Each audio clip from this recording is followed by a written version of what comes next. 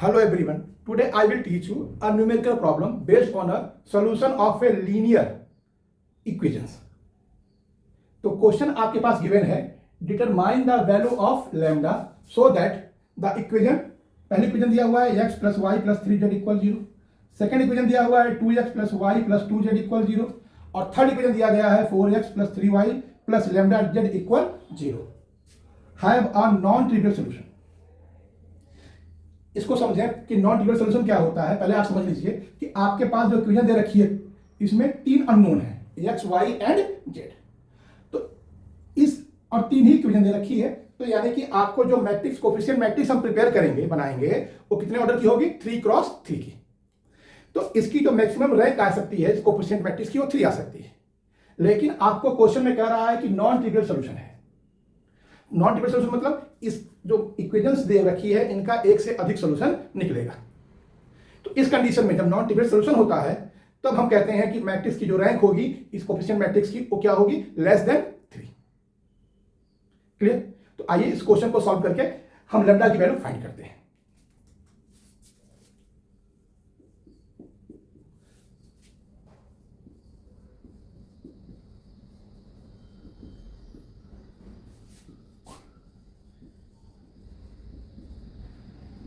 सबसे पहले coefficient matrix बनाएंगे.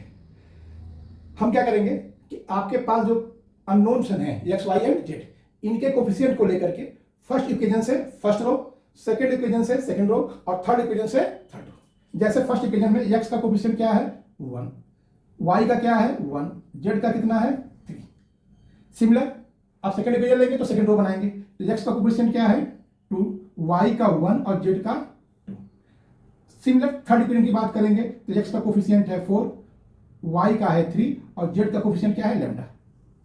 इस तरह से हमारी एक कोफिशिएंट मैट्रिक्स बन गई ए.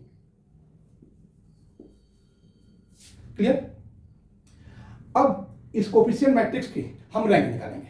रैंक निकालने के लिए हम एक्लॉन फॉर्म का यूज करेंगे. एक्लॉन फॉर्म क्या कहता है कि आप मैट्रिक्स का में जो डायगोनल एलिमेंट है उनके नीचे के एलिमेंट को 0 बना दीजिए, यानी मैट्रिक्स को अपर टेबुलर फॉर्म में चेंज कर दीजिए.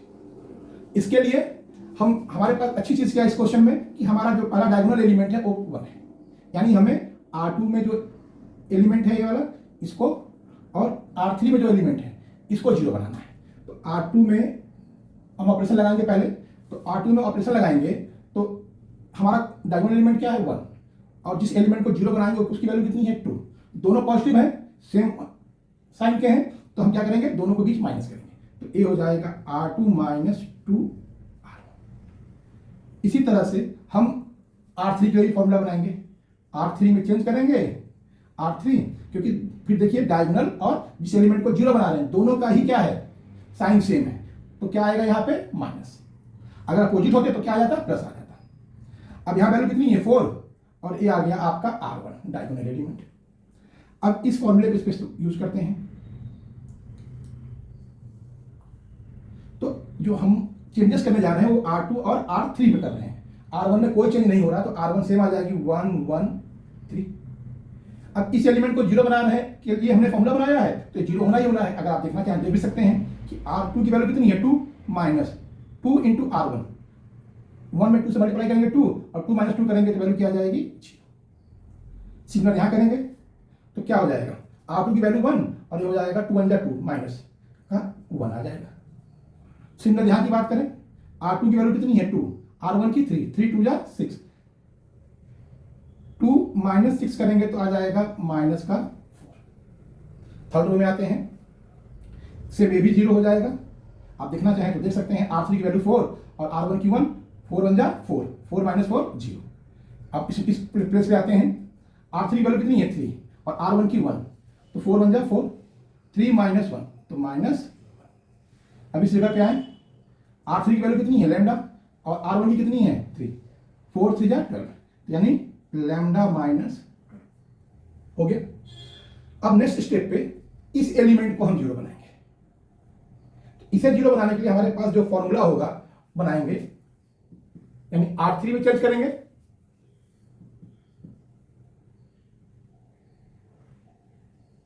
R3 चेंज करेंगे तो ध्यान देंगे कि R3 में दोनों के साइन क्या है? सेम है अभी भी. तो क्या लगेगा माइनस, वैल्यू भी सेम है तो केवल हम यहाँ क्या देंगे R2।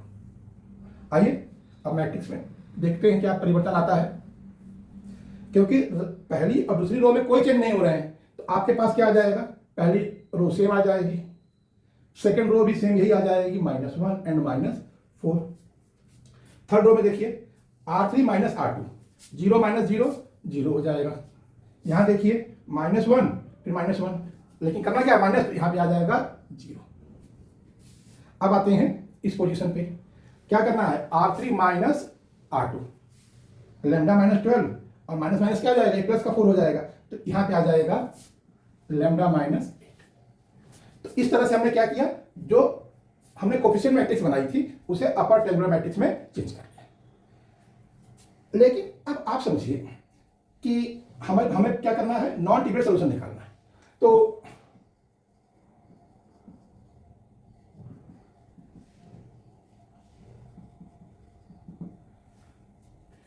नॉन ट्रिवियल सॉल्यूशन के लिए जैसे मैंने आपको समझाया कि रैंक ऑफ ए जो होनी चाहिए लेस देन 3 होनी चाहिए, क्योंकि मैक्सिमम रैंक इसकी 3 हो सकती है, और लेस देन 3 का मतलब क्या है कि इस प्लेस पे हमें 0 होना चाहिए। भाई जब ये पूरी रो 0 हो जाएगी तभी तो हमारी रैंक आएगी। तो यानी कि हम कह सकते हैं कि लैम्डा -8 इक्वल क्या होना चाहिए, 0। तो इस तरह से हमारे पास लैम्डा की वैल्यू आ गई 8। क्लियर। अगर सपोज कीजिए कि आपसे कहता है कि नहीं नॉन ट्रिवियल सॉल्यूशन तो है, साथ ही साथ हमें इसकी वैल्यू भी निकाल के दिखाइए, एक्स वाई जेड की वैल्यू भी बताइए और दिखाइए कि ये सचमुच में नॉन ट्रिवियल सॉल्यूशन यानी कि नंबर ऑफ इनफिनाइट सॉल्यूशन देगा। तो इसके लिए हमें कुछ नहीं करना है। अब क्योंकि इसकी रैंक यहाँ इस प्लेस पे 0 हो जाएगा, तो अब इसको हम क्या करेंगे, मैट्रिक्स फॉर्म से अगेन लीनियर इक्वेशन में कन्वर्ट कर लेंगे।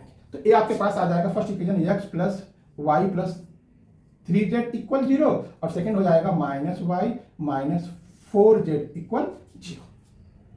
क्लियर। अब समझिएगा इसकी वैल्यू हमें निकालनी है। तो सबसे पहले हम करेंगे क्या कि लेट z इक्वल किसी एक कांस्टेंट के बराबर मान लीजिए, हमने k के बराबर मान दिया।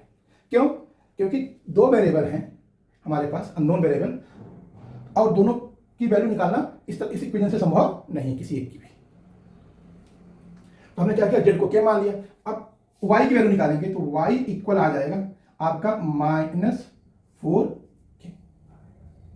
भाई y इधर क्या पॉजिटिव का हो गया और यहाँ z की जगह हमने k पुट कर दिया, तो हमारे पास आ गया y इक्वल -4k।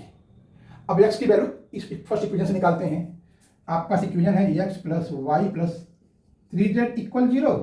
तो आप पुट करेंगे x प्लस वाई की जगह -4k